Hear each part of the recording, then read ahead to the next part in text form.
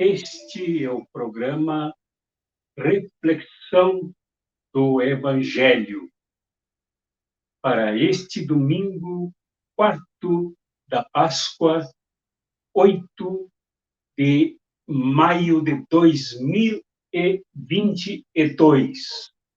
O Evangelho determinado para este dia é este que já apareceu aqui na capa do nosso programa. Eu compartilho com vocês. É este de São João, no capítulo 10, do versículo 27 ao versículo 30. Em nome do Pai, do Filho e do Espírito Santo. Amém.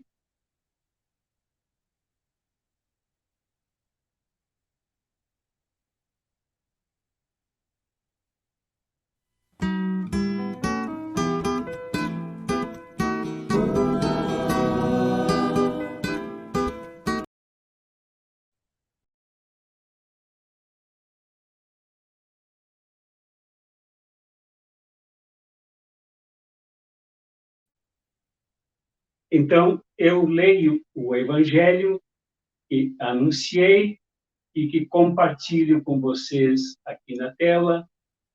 Este Evangelho no capítulo 10 de São João, para o quarto domingo da Páscoa, neste 8 de maio de 2022. As minhas ovelhas escutam a minha voz, eu as conheço e elas me seguem. Eu dou-lhes a vida eterna e elas jamais se perderão, e ninguém vai arrancá-las de minha mão. Meu Pai que me deu estas ovelhas é maior que todos, e ninguém pode arrebatá-las da minha mão e da mão do Pai. Eu e o Pai somos um. Concluí o Evangelho para este quarto domingo, dia 8 de maio de 2022. Nós vimos até agora, após a Páscoa, o quanto São João procura demonstrar que Jesus, vivo e ressurreto, é o mesmo Jesus histórico das barcas do lago da Galileia, é o mesmo Jesus das estradas empoeiradas, dos encontros com os diferentes grupos e multidões, que caminha até Jerusalém, passando por situações sofridas do povo com quem ele convive, até chegar na cruz do Calvário, condenado à morte e assassinado pela aliança travada entre o Império Romano e a religião oficial do judaísmo, que era desempenhada pelo templo. Agora, São João nos mostra Jesus dentro do templo em Jerusalém. Lá ele participa de uma celebração chamada celebração da purificação do templo, que lembra dos anos em que Jerusalém foi invadida pelo Império Grego e o templo transformado num lugar de adoração do deus Zeus, divindade principal da mitologia grega. Depois que Jerusalém foi retomada pelos judeus, que os macabeus se revoltaram contra a invasão, e o templo recuperado para o culto divino ao Deus Yahvé, todos os anos celebravam a festa da purificação. E Jesus se encontra nesta festa. No entanto, no interior do templo, ele sempre se confrontou com as correntes mais aliadas do Império Romano, muito parecidas com aquelas que se aliaram à invasão do Império Grego. E ele, então, nesses confrontos, como é o caso de agora, produz profunda irritação e mais material para a sua condenação, seu assassinato. Agora, dentro do templo, em plena festa da purificação, Jesus como que irreleva o templo, minimiza o templo, rebaixa tudo que ocorre ali, porque todos os ofícios viraram altar, viraram cerimônias, celebrações mecânicas e vazias, sem o conteúdo original do êxodo, da libertação e dos profetas. Nesse confronto, Jesus não afirma o templo, mas afirma a ele mesmo a missão. E o exemplo que ele dá nesta alegoria das ovelhas, que é o capítulo 10 de São João, é completamente contrastante com o do templo. Se para os fariseus o templo é mais importante, para Jesus o mais importante é o que Deus faz nele mesmo, Jesus. Eu e o Pai somos um. Eu e o Pai realizamos o que não se faz nesse templo, se se pudesse assim entender do que Jesus falou. Então, Deus se realiza no Jesus que sai de Nazaré, passa por Nazaré, caminha pelas estradas abandonadas e chamadas pagãs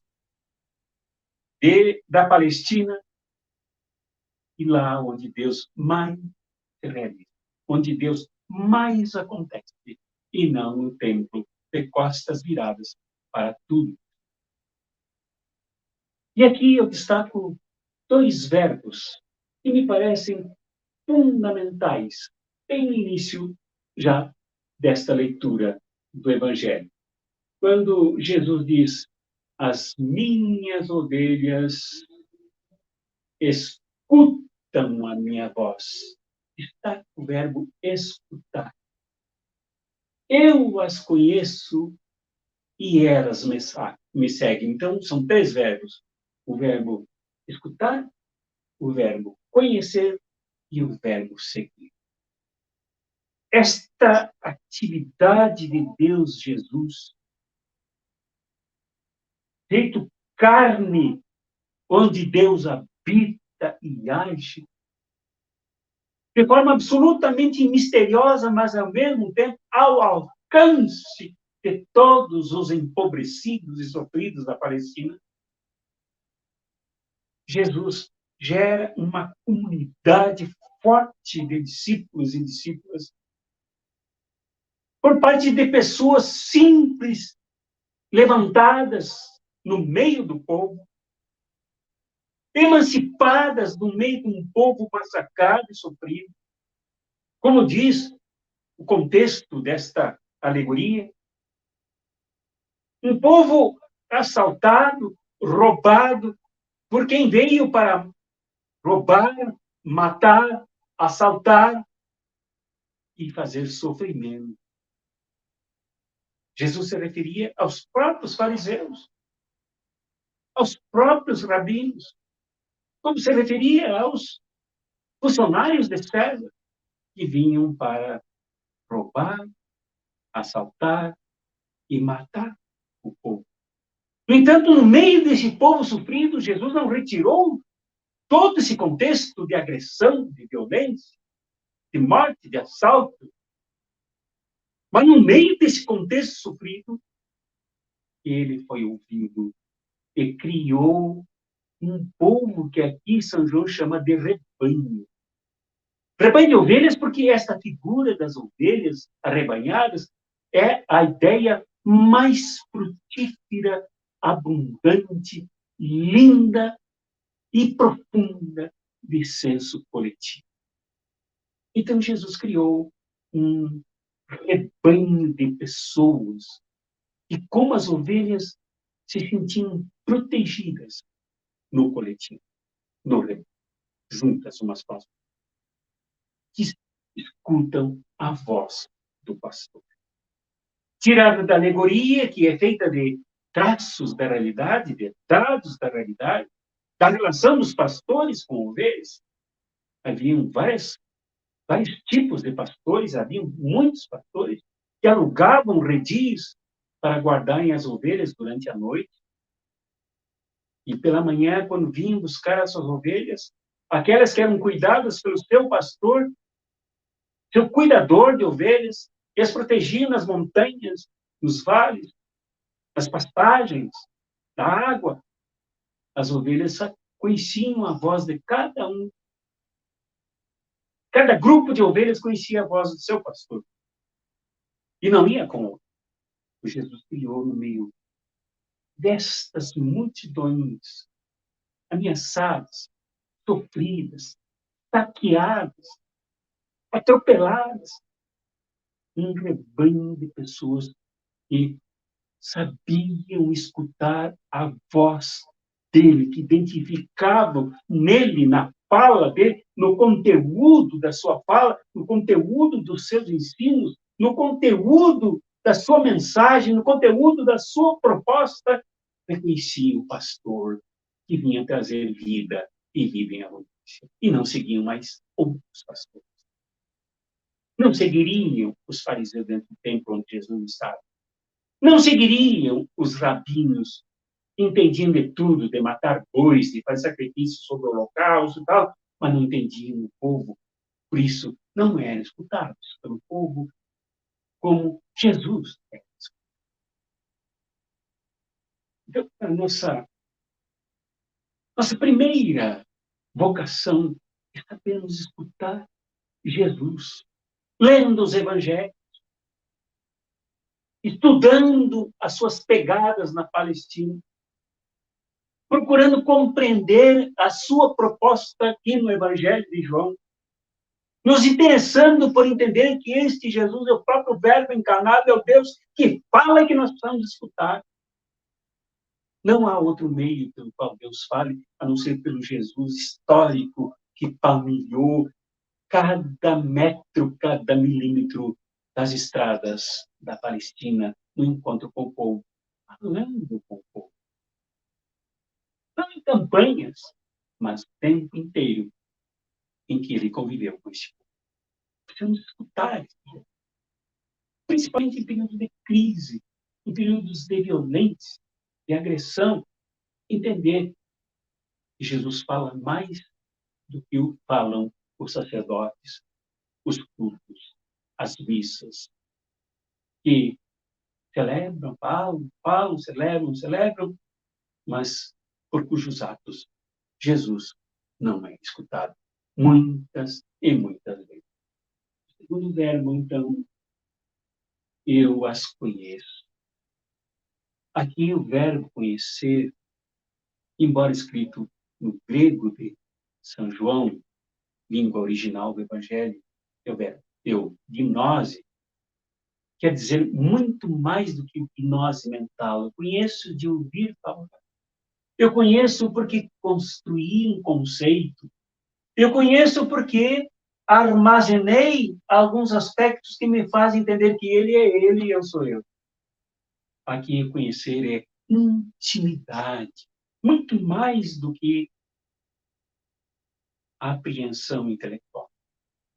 Intimidade com Jesus, que liberta, com Jesus que enfrenta o tempo, que enfrenta a heresia, que enfrenta a opressão representada pelo templo que se desviou dos seus caminhos.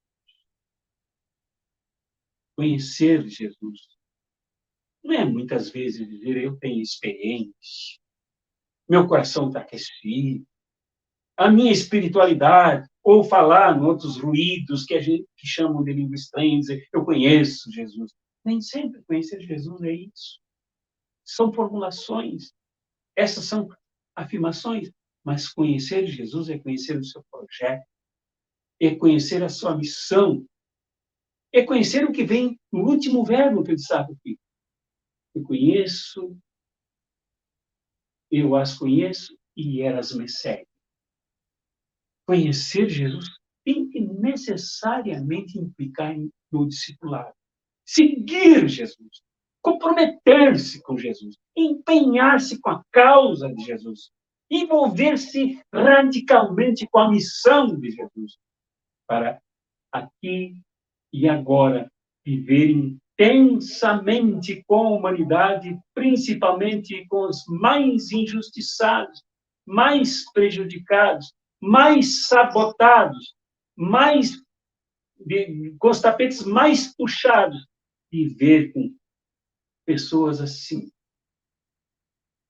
E para pessoas assim, o discipulado de Jesus, como que estendendo o projeto de Jesus, atualizando-o aqui e agora para as pessoas. Este é o chamado. Este é o nosso chamado. Não é um programa de igreja. Não é um programa de instituição eclesiástica. Não é um programa de agendamento e de planejamentos com objetivos empresariais e eclesiásticos, mas é projeto. O discipulado implica em conhecer Jesus, ouvindo a sua voz, o conteúdo do seu projeto, da sua missão, da vida abundante que ele vem trazer, que é vida eterna para nós todos, e nos envolvermos com isso, como seus discípulos. E discípulos, isso acontece contigo, isso acontece comigo, meu irmão, minha irmã. Em nome do Pai, e do Filho, e do Espírito Santo.